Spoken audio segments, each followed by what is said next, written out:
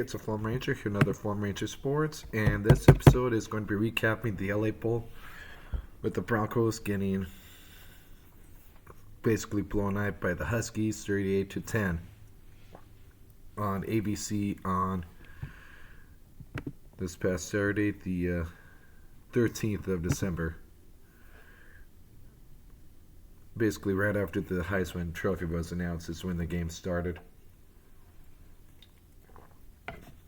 Looked a little promising for the Broncos early because the Broncos got the ball to start the game and they drove down and kicked a field goal to lead 3-0 early. After that field goal, the Huskies went on a 31-0 run, scoring a field goal in the first quarter, 3 touchdowns in the second quarter, and a touchdown in the third. Actually, it was 38-3 to run because of Huskies scored in the fourth quarter, and then the Broncos scored a touchdown in garbage time to lose by 38-10. After the game was announced that this is the second largest blowout loss for the Broncos in a bowl game since 2019 against the Huskies, when Coach P was coaching for the Huskies in that game.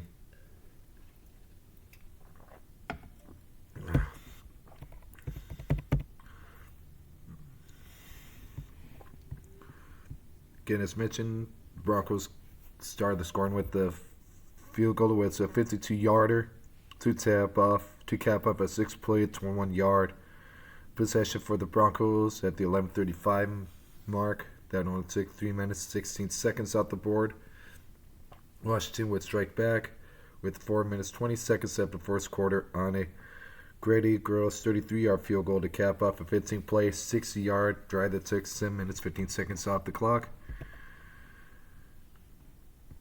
Huskies scored again with 9:54 left in the second quarter on a Denzel Boston 70-yard pass from Desmond Williams Jr. to cap up a 2-play 82-yard drive that took 52 seconds off the clock. Again, there was a little broken coverage in the secondary. One of the safeties took another receiver. The cornerback tried to communicate about that, but didn't get through, resulting in being wide open. So a miscommunication between a cornerback and a safety. Both of them essentially covered one receiver, leaving Boston wide open down the middle with no one in the same area code. Washington struck again with a minute 56 seconds left till halftime on a Desmond Roebuck 6-yard pass from Desmond Williams Jr. Cap off a 7-play 57-yard drive that took 3:03 left on the clock, that took 3:03 left off the clock. Then Washington would score again with a minute 17 left into half on a trade-in Vines Bride 3-yard pass from Desmond Williams Jr. on a 3-play 35-yard drive that took 22 seconds off the clock.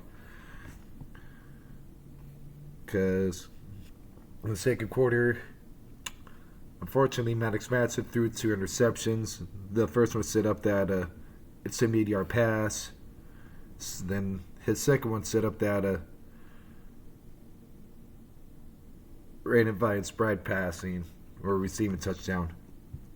Washington struck again in the third quarter with 12:05 left on a Quinton Moore 32-yard pass from Desmond Williams Jr. to cap up a 6-play 70-yard drive that took 2:47 off. In the fourth quarter, at halftime, I should mention the Broncos switched out quarterbacks. Max Cuthbert played his second half. Again, Maddox Madsen finished with those 2 picks in the first half. And yeah, officially it is because of injury to Maddox Madsen, that right foot again. Then, fourth quarter, the Huskies, Jonah Coleman's 6-yard run with 10 minutes 46 seconds left in the game to cap a 3-play 9-yard 49-second drive. That was preceded by a pick thrown by Max Cuthbert. Fourth quarter, the Broncos did get on the board again with 1 minute 18 seconds left in the game on a Matt Lauder 8-yard catch from Max Cuthbert to cap off a 13-play 94-yard drive that took 5 minutes 1 second off the clock. Not a good day for quarterbacks at all. The game was played in front of 23,269 fans. And so now Broncos are under Danielson are 0-5. Broncos under Danielson in these kind of games against these power conference teams have been outscored like 140 points to like 35 or something like that. It was a tweet I forget from. It was either, I think it was Jay Tust. Yeah, that the Broncos have scored like 140 points to, the Power 5 teams, and they've only scored like 35 or like 49 points. Because again, like last year against Washington or Oregon, we lost by 2 points in a bit of a barn burner. Then lost like by 17 to Penn State again. UCLA was a little similar to this one. Broncos struggles to score, and UCLA put up 35. Then get Notre Dame this year, 28-7 loss, and then this 38-10 loss. So Broncos have never really been that competitive without Ashton against the power conference teams under Spencer Danielson. He is now 0-5 all time against the power conference teams. And Boise State, since Florida State in 2019, has not beaten a power conference team, which unfortunately is setting a bad standard for this program because, again, you think about the great years, like the stretch of like mid-2000s to like 2019, we were consistently be playing at and competing well against the power conference teams, so like the Georgias, Oregons, Washington States, Oregon States, Virginias of the world in college football. We were the Davids and they were the Goliaths, and we would consistently compete well against and beat those Goliaths, and got to a point where they're afraid to play little Boise State. Since 2019, that has dried up. Again, Broncos, after that season opener in 2019 against Florida State, are now 0-10. They've lost 10 in a row to these power conference teams. So hopefully Danielson can right that ship and get us back to that standard of beating these power conference teams, because one of the goals for that football updated this year in terms of media room was to not only win the conference, but also to win the CFP game. Well, if they really want to achieve those goals, and they have to do well, do much better in playing against these power conference teams, because more often than not, we go to CFP, we're going to have to play against these power conference teams, so we have to start winning those games. We have to get back to being an elite school at competing well against these Power 5 opponents. Now look at the stats. Offensively, Des Williams Jr. was 15-24 against the Broncos, throwing for 215 yards, 4 touchdowns, line of 78 yards, and took 4 sacks. Kai Horton was 1-3 for 10 yards, line of 10. And Denzel Boston threw a pass for 3 yards. Overall, Washington was 17-28 through the air for 228 yards passing, 4 passing touchdowns, line of 78, and 5 sacks. No picks thrown. For the Broncos, Maddox Madsen in the first half was 7-16 for 51 yards total, 3 for 2 INTs, longest pass was 15 yards and a sack. Max Cutforth the second half for the Broncos was 15-27 for 202 yards, 1 passing touchdown, 3 picks, line of 28 and 2 sacks. Spencer in the post game mentioned that Maddox was banged up in the UNLV game, and they still stuck with it and played this game. Maybe that might not have been the wisest choice in the end.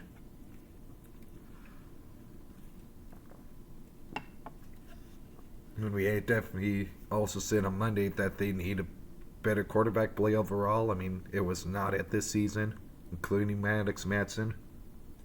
I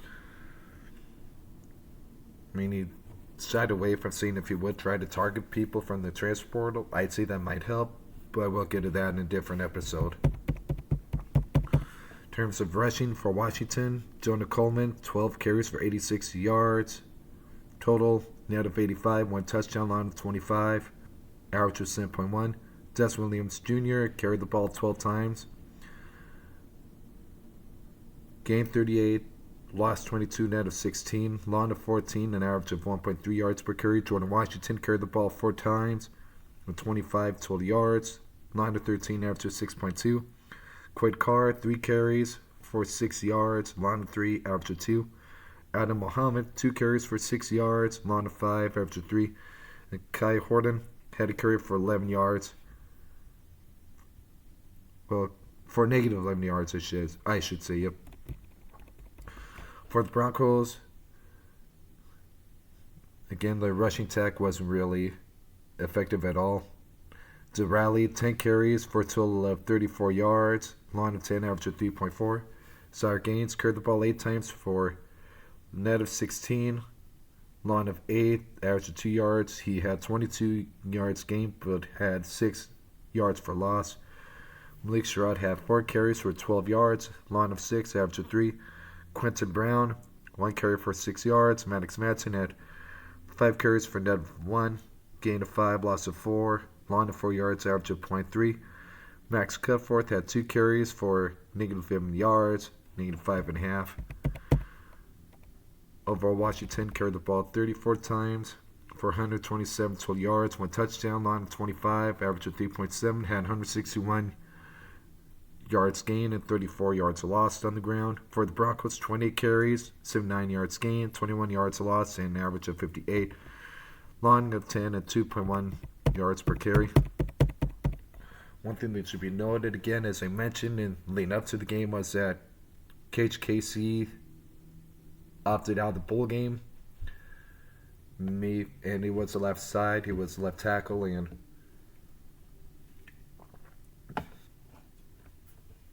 who knows, maybe the rushing attack may have been better had he not done that, because again, our line had trouble creating and generating push, especially on the left side that he was anchoring. I mean, it'll always be a question of what if, because our offense is really predicated on us running the ball well, and we definitely did not do that because our protection wasn't as good without Gage Casey. So that'll always be a big what if, is what if Gage Casey didn't opt out, decide to play. I mean, there's a little more controversy to that too, because like on Friday, at a press conference, BJ asked a team member about Gage Casey, about him opting out, and he noticed he was with the team for this, and the media member, or the team member from the team to BJ Raines, said it was a mutual decision made between Boise State football and Gage Casey. But on the press conference, it's Monday, held by Spencer Danielson, he himself said that he himself told Gage to not even bother showing up to the LA Bowl, to not even come to the LA Bowl.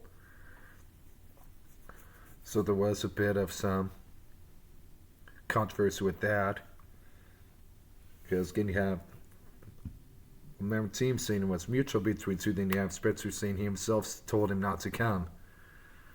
And there was some friction because of that, because in the post-game press conference, Matt Lauder said it was frustrating to not have Gage Casey be part of the team for the bowl game, because again, he was a captain, and even if he wasn't going to play, still probably would have been better if allowed him to be at the game on the sideline to coach up and to help coach up the O-line. So maybe that could have hurt the team's morale a bit going into this game too. I mean, I understand it from point of view of what probably Spencer maybe was thinking was, if you're going to opt out on your team, quit our team right before the bowl game, why should you come? Why should you be allowed to wear the uniform or be on our sideline if you're quitting on the team, essentially, despite the fact, that you gave your blood, sweat, and tears the past few years, especially this year. He could have decided to have gone to the portal and get like maybe $1 million through NIL at a bigger school, but decided to stay with the Broncos this year.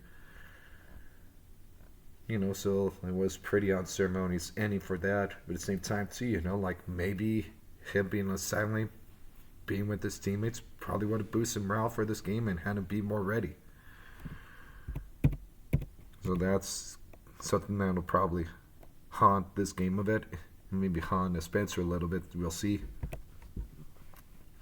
Now back to stats for receiving. Washington, Denzel Boston, 6 catches, 126 yards, 1 touchdown on a 78. Quentin Moore, 1 catch for 32 yards and a touchdown. Omari Evans, 3 catches for 29 yards, long 19. Chris Lawson, 1 catch for 18 yards. Again, this one is not showing like targets or drops. I'll probably pull up my phone in a second, then I can give you more details about like targets as well. I'll just go ahead and do these stats quickly. I'll just pull up my phone on the score and get the stats ready.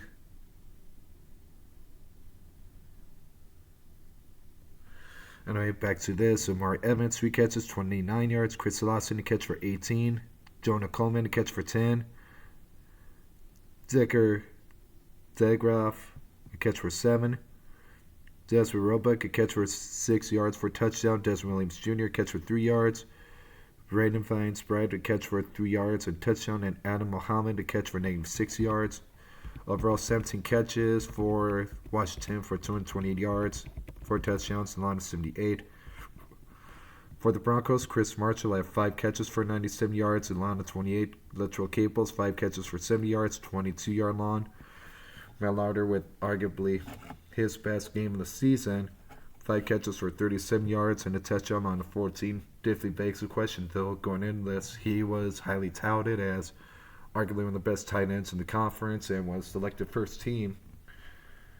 And it rarely games would he really get a lot of passes to him. I mean, yes, characteristically, I think he had like about 6 drops this season, when last year only dropped about half of that. So yes, I think his drops are a bit of an issue on that, but still, probably would love to have seen Matt Lauder in his senior year get more opportunities for catches and for pass receptions. Getting some of the passes by Maddox were not the best to him either. Chase Penry finished with 3 catches for 31 yards along 21. Matt Wagner with the catch for 70 yards. Malik Stroud 2 catches for 6 yards along 4. Sark Gaines with the catch of 5 yards. Overall, the Broncos 22 catches, 253 yards, and a passing touchdown, and 28 was the longest catch. Defensively for the Huskies, Zuri Alexander had 5 solo, 2 assisted, 7 total, 1 tackle for 3 yards, and a sack for 3 yards, 1 INT for 29 yards, and 2 pass breakups. Again, that was I think that was probably the either second half or I forget when that was.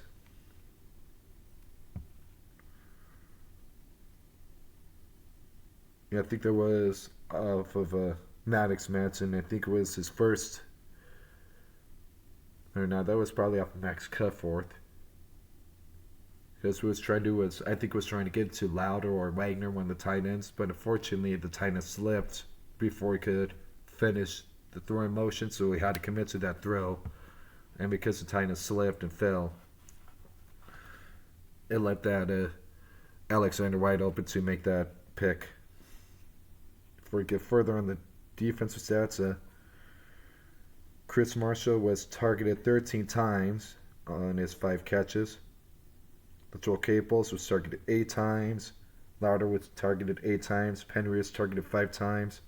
Wagner was targeted twice. Sherrod was targeted 5 times. And Gaines was targeted once. Boston was targeted 9 times. Quentin Moore was targeted that long time. Evans targeted 6 times. Lawson targeted twice. Coleman 1 target. DeGraff 2 targets. Roebuck 1 target. Williams 1 target. Fine Sprite 2 targets. And Mohammed 1 target. Now back to defensive stats. Jacob Manu had 2 solo, 4 assisted for 6 total tackles. Leroy Bryant, 4 solo, 1 assisted, 5 tackles. 2 picks for no yards. Zach Durfee had 4 solo, 1 assist, 5 total tackles, 1 tackle for loss for 8 yards, which was a sack and a pass breakup. Alex McLaughlin had 3 solo, 1 assist, 4 total tackles. Elenius Davis, 3 solo, 1 assisted, 4 total tackles, half a tackle for loss for 2 yards, which was also half a sack for 2 yards, 1 pass breakup. Ephesians Pricehook had 1 solo, 2 assists, 3 total tackles, and a pass breakup. Jacob Blaine, 1 solo, 2 assists, 3 total tackles, half a tackle for loss for 2 yards, and half a sack for loss for 2 yards. And Terrio Thompson had 2 solo, 1 assist, 3 total tackles. Same with Dylan Robinson and Rylon Dillard Allen. Swansea Pep had 1 solo, 2 assists, 3 total tackles. Vakel Esteen had 1 solo, 1 assist, 2 total tackles. Rashawn Clark had 2 solo tackles, 1 interception for 4 yards, and 1 QB hurry. And Terrio Thompson also had a QB hurry as well. Cedrius Rainey Sally had 2 assisted tackles. Deshaun Lynch had 1 solo, 1 assisted, 2 total tackles, half tech for loss for 3 yards. He also had a pick for 57 yards and 1 QB hurry. Tete Uyagalele had 1 assisted for 1 total tackle, half a tech for loss for 3 yards. Also had 1 pass breakup and 2 QB hurries. Elias Johnson had a solo tackle. Tristan Warner had a solo tackle. Ethan Maxulski had a solo tackle. Devin Hyde had a solo tackle. And Logan Sicapolo had an assisted tackle as well. Griffin Miller had a QB hurry along with Isaiah Ward. For the Broncos, Marco Notriani had 4 solo, 4 assists for 8 total tackles. And a tackle for loss for 6 yards and a QB hurry. And he really came out this game really ready to play. I mean, arguably his best game of the year. Ty Benefield had 4 solo, 3 assisted, 7 total tackles, and a pass breakup. Sam Washington had 5 solo, 2 assisted, 7 total tackles, and a QB and a pass breakup as well. Jeremiah Irby had 3 solo, 2 assists for 5 total tackles. Jaden Mickey had 4 solo, 1 assist, and 5 total tackles. Bo Phelps had 5 solo tackles, including an attack for loss for 7 yards and a sack for 7 yards and 1 QB hurry. Jaden Furchin Morgan had 3 solo, 1 assist, and 4 total tackles. He had 3 tackles for loss, 12 yards, and 2 sacks for 11 yards. Max Steach had 2 solo, 1 assist, and 3 solo tackles. Sterling Lane III had 3 solo and total tackles, including 2 sacks for 15 yards. Sherrod Smith had 1 solo, 1 assist tackle for 2 tackles for loss and a pass breakup. Braxton Feely had 1 solo, 1 assist for 2 total tackles. Malik Sherrod had 2 solo tackles. Ron McKaywood had 1 solo, 1 assist for 2 total tackles and a forced fumble. Jake Ripp had an assist tackle, and he had 1 fumble recovery for no yards. Derek Andrew Jr. had a solo tackle on Samuel Brooks, and Jose Alanis. Malachi Williams had a pass breakup as well. Special teams for Washington, Luke Dune had 5 punts for 206 total yards, averaging 41.2 line to 45, 1 aside to 20, and 1 touchback. Field goals, Grady Gross hit his field goal at first quarter with 4:20 left for a 33-yarder. Ethan Maxulski had 7 kickoffs for 456 yards, 3 touchbacks, averages 65.1. Desmond Roebuck had a punt return for no yards. Siri Alexander had a kick return for 22 yards, along with an interception return for 29 yards. Leroy Byrne had 2 interception returns for no yards.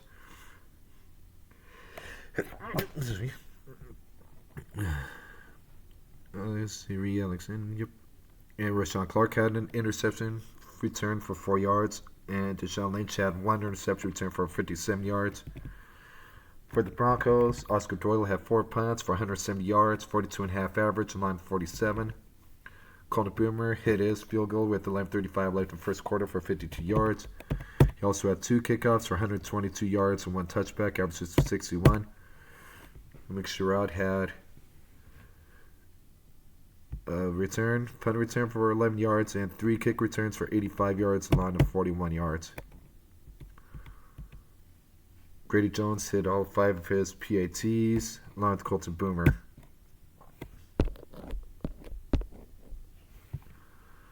In terms of team stats, Washington had 17 first downs, 8 rushing, 9 passing. Broncos had 16 first downs on 4 rushing, 10 passing, and 2 via penalty.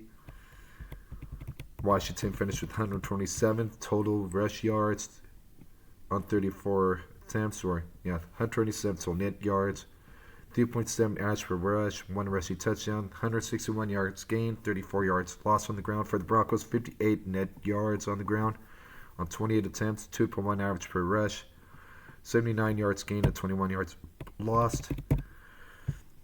For passing, Washington had 228 net pass yards, 17 to 28, average of 8.1 yards per pass, 13.4 average per completion, 4 passing touchdown. Broncos, 253 yards net passing.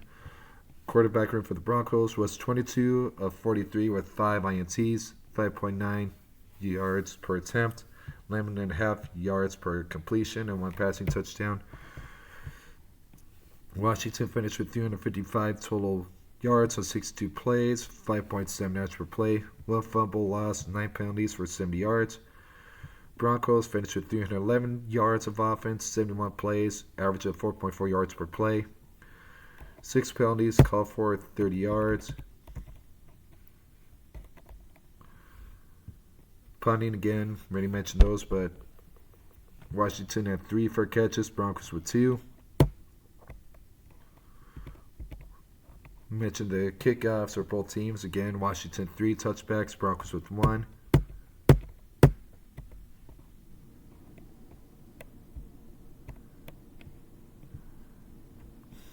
Washington had the ball for 20 minutes and 6 seconds. They were 6 of 13 on third downs. They were 4 of 4 on red zone. 3 sacks for 15 yards. 5 of 5 on PAT. 1 of 1 from field goals. Broncos held the ball for 31 minutes, 54 seconds. They were 5 of 16 on third down. 2 of 4 on fourth down. They're 1 of 3 on red zone opportunities.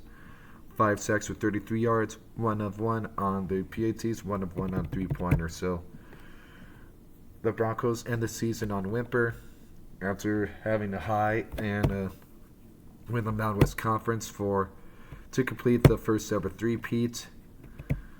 And looking back on the schedule on the year again, the Broncos finished 9-5, Mountain West Conference champions, 6-2 conference play again. They got into conference play not necessarily having really deserved or earned it, just more falling into it because of technicalities and tiebreaker rules. I mean, there's some debate if Boise State really should have been in the conference championship game.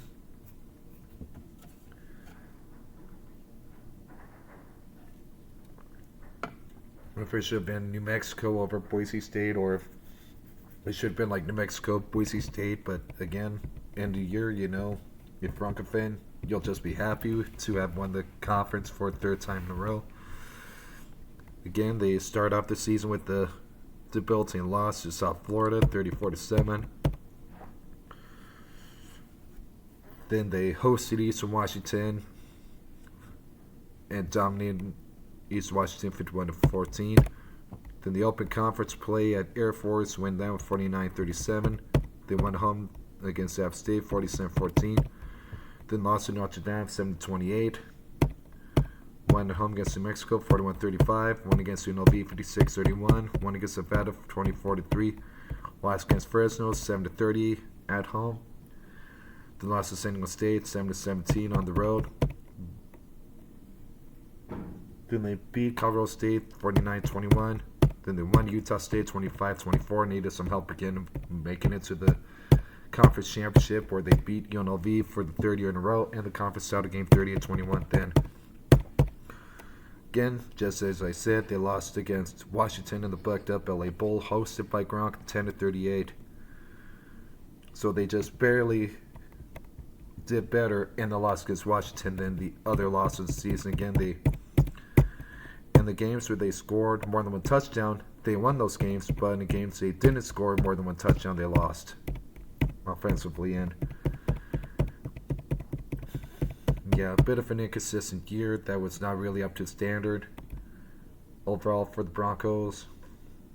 Definitely need to get better QB play going forward. I mean, in all honesty, if you're playing like a Mountain West Conference caliber team, like a lower to middle of pack G5 program, yeah, he looks great and phenomenal. But if you play like a higher end G5, like South Florida, or in a rivalry game like Fresno State, or against a solid defense like San Diego State, or again a power conference team, then it looks like he looks more like a backup quarterback. The Maddox, it looks more poor, more like a backup quarterback. I mean, yes, technically didn't play against Fresno or San Diego State.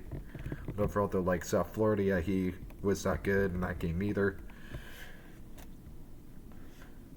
And so if you're Boise State, if you're okay with just winning your conference, Maddox is a good quarterback for that. But if you want to take the next step, it get back to the standard of where it used to be in terms of being highly competitive and beating these power programs and playing the CFP, then Maddox Madsen is not your man. He is not the quarterback you need. Well, I'll go into that different episode. But I'll just leave that for now. So again, it's a Bill team loss in the LA Bowl. Boise State all the time, the LA Bowl is 1-2, and they have no opportunities going forward to avenge that loss in the LA Bowl, because this was the last year for the LA Bowl. Again, a lot of that has to do with conference contracts, and since this is a new Pac-12 starting next year, I don't think the Mountain West and the new Pac-12 are going to do any like scheduling agreements or really many bowl tie-ins going forward, especially as like Boise State, Colorado State, Utah State have active lawsuits individually against the Mountain West Conference for withholding payouts of like NCAA and the college football playoff and bowl games. Again, you have the Mountain West and the Pac-12 themselves going at it in the court of law as well. So I think there is too much bad blood between the two conferences to have any bowl tie-ins against each other for the time being. Probably be like 5 years plus before there's potential talks of having a new bowl game tie-in between the Mountain West and Pac-12. I think a lot of the Pac-12 is going to be either against the P4 teams and also against the other G5 conferences. I mean, maybe the American might be willing to. I mean, there might be a little bad blood because multiple times the new Pac-12 was trying to poach like a Tulane or Tulsa or Memphis from the American, and I don't think the American was that happy with that. So right now there is no schedule agreements and like that between those two conferences. So I think realistically, you're going to potentially see some bowl tie-ins with the power conference teams, maybe Big 12, maybe Big 10, but definitely G5 is going to be more like a probably Sun Belt and CUSA and maybe the MAC. Maybe there might be a bowl tie-in, maybe Notre Dame or maybe an independent. We'll see, but overall, though, yeah, I'll do another episode completely dedicated to that. As well, probably same time as, or probably same lineup with the news about the media rights deal that went into effect, or that was announced a couple weeks ago that I still have yet to cover. So either way, I'll probably call this episode good. Again, 38-10 loss to Washington. Broncos outperformed and outcoached by Washington, and still are far from the standard of being the Davids against the Goliaths and being in the Goliaths and being really competitive against the Power 4 teams. Hopefully we can get that ship righted before too long, or else we'll be left in the dust, because I think our national relevancy is decreasing, especially because of this bowl game too. The impression is that Boise State nationally is no longer really able to compete against these bigger programs, these power programs, and results like this will only confirm it. So Spencer really has to get this program back in shape.